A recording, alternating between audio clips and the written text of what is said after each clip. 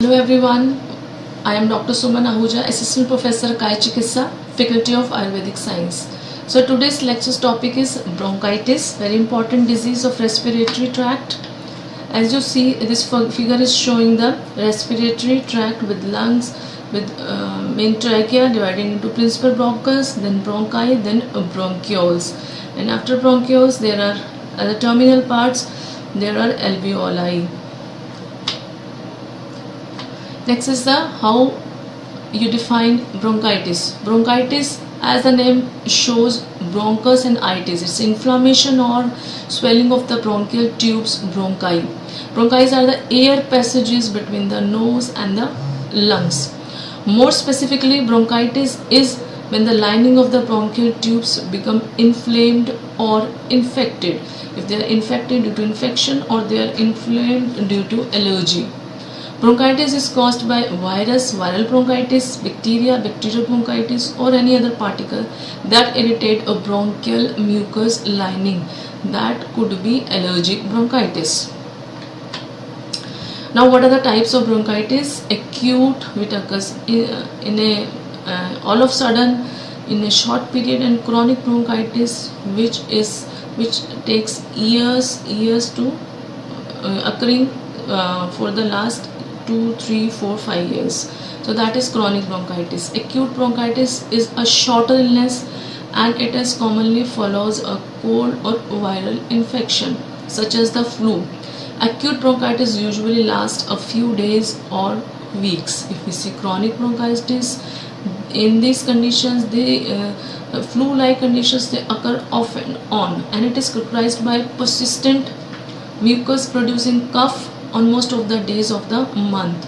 So 3 months of a year for 2 successive years in absence of secondary cause of the cough is fulfill the criteria for chronic bronchitis. 3 months of a year for 2 successive years in the absence of a secondary cause of the cough. Now, etiology and the risk factors. Smokers are prone to bronchitis. People who are exposed to a lot of the second hand smoke. If a partner is smoking heavily, so wife can get this exposure to bronchitis. People with weakened immune systems, the elderly and infants, they already, due to their stage, they have the weakened immune system. People with gastroesophageal reflux disease, they are also prone to bronchitis because of the spillage of gastric juices to the trachea. People who are exposed to air pollution, smokes, pollution through traffic, so they are also prone to having this bronchitis. Pathophysiology of chronic bronchitis. Hyperplasia of mucus secreting glands. Hyperplasia, there is increase in mucus secreting glands in trachea and bronchi, increase in goblet cells, disappearance of cilia, chronic inflammatory changes and narrowing of airways, greater resistance to airflow, increases work of breathing. So all the causes, all the risk factor which we have seen in earlier slide, they leads to these changes in the lungs, to the bronchi, to the internal layer of the bronchi. Hypoxemia and hypercapnia develop more frequently. When gaseous exchange gets impaired, then hypoxemia, lack of oxygen in blood, hypercapnia, increased CO2 level in the blood develops more frequently.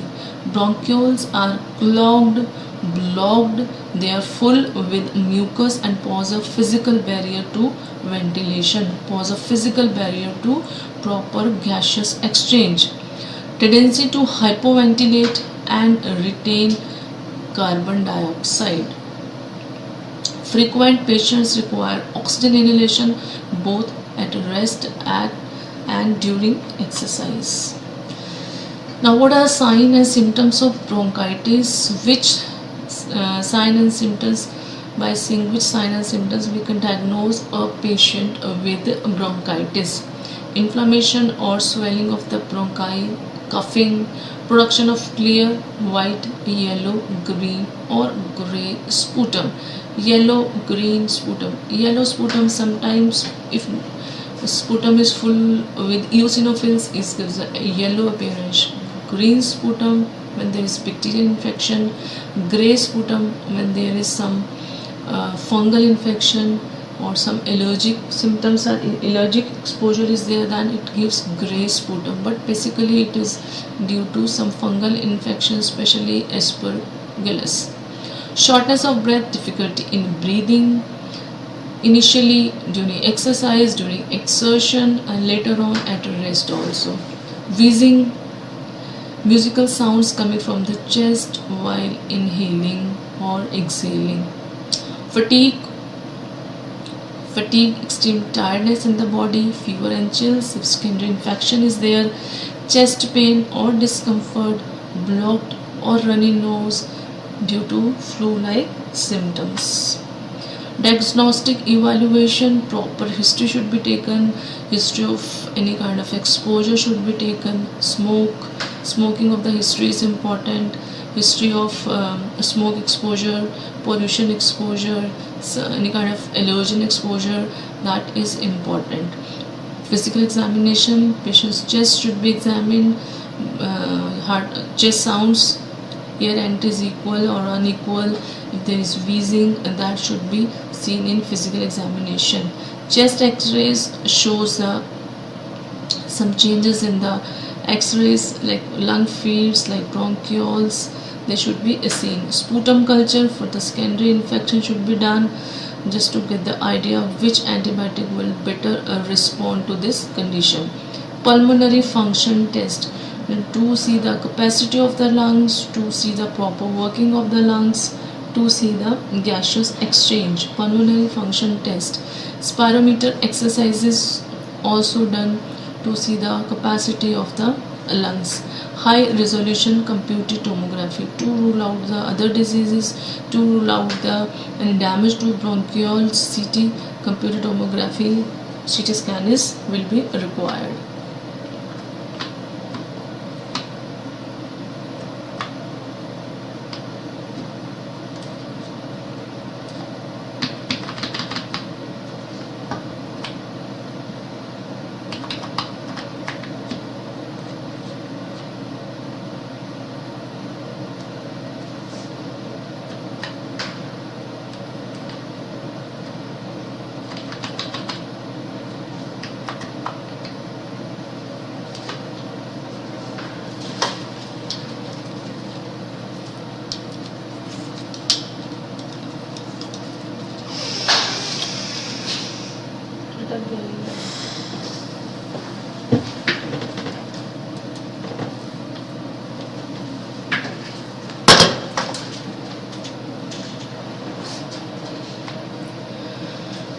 Now, how this condition is managed, because if it is not managed properly, it can lead to even respiratory failure also. So antibiotics, these are effective for bacterial infections but are not for viral infection. They may also prevent secondary infections. Cough suppressant, one must be careful not to completely suppress the cough, because it is an important way to bring up mucus and remove irritants from the lungs, because cough is a defensive mechanism to clear out the foreign substances from our respiratory system, from the lungs. Bronchodilator are important for to remove the spasm of the bronchial tubes and to clear the mucus. Mucolytic, these agents or these medicines, they thin or loosen the mucus in the airway, so they can easier to cough up from the lungs. Anti-inflammatory drugs, they are steroid, they are life-saving in acute conditions. They should be given to the patient. They take 12 hours to work. They should be started early in severe cases. Systemic steroids are indicated in acute severe asthma. Inhaled steroids should be given for the maintenance.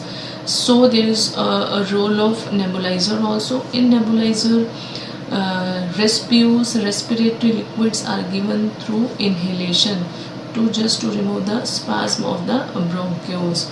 So these are the anti-inflammatory drugs. So this is all about the bronchitis, which should be taken care of immediately, not to end up in any emergency. Thank you very much.